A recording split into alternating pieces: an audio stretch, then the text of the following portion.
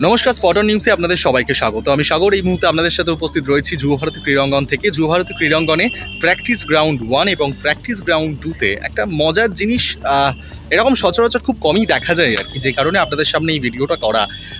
1-এ practice করছিলেন ইস্ট বেঙ্গল এবং 2-তে মোহামেডান স্পোর্টিং। মোহামেডান স্পোর্টিং আইএসএল খেলছে। প্রথম ম্যাচে যে ফুটবল সমর্থকদের উপহার দিয়েছে মোহামেডান স্পোর্টিং, সেটা সত্যিই প্রশংসনীয়। নর্থ ইস্টের বিরুদ্ধে চমকপ্রদ ফুটবল খেলেছে মোহামেডান স্পোর্টিং।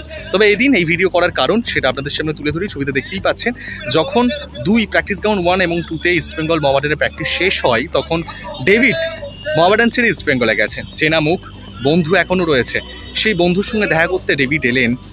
আসার পরে, এবং ডেভিড শুধু একা নয়, নুঙ্গা, মহেশ ইস্ট বেঙ্গলের জার্সি গায়ে এদিকে এলেন মোহামেডানের প্র্যাকটিস গ্রাউন্ডে। এসে বেশ কিছু মোহামেডান ফুটবলের সঙ্গে তারা আলাপচারিতা সারলেন। তার মধ্যে অন্তত অমরজিৎ, আর যা সবাই রয়েছেন, ডেভিড তো রয়েইছেন, সবাই কিন্তু এলেন। মহেশ, নুঙ্গা তো রয়েইছেন। এসে একটা সুন্দর মুহূর্ত বললেই চলে। সচরাচর এই মুহূর্ত খুব কমই দেখা যায় বা ক্যামেরার সামনে কমই আসে।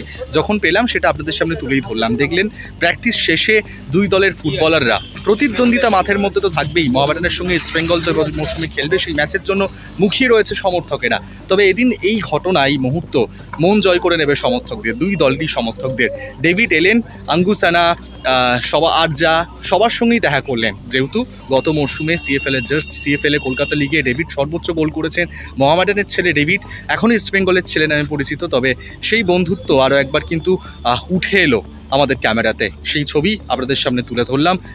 সত্যি এরকম মুহূর্ত 90 মিনিট হয়তো মাঠে লড়াইটা থাকে, প্রতিদ্বন্দ্বিতা থাকে, কিন্তু তারপরে এই যে ফুটবলের একটা সৌন্দর্যতা, সেটা কিন্তু বারে বারেই থেকে যায় আর চিরকালও থেকে যাবে। আপনারা চোখ রাখুন স্পটন নিউজের ক্যামেরায় এরকম আরও বিভিন্ন আপডেটের জন্য।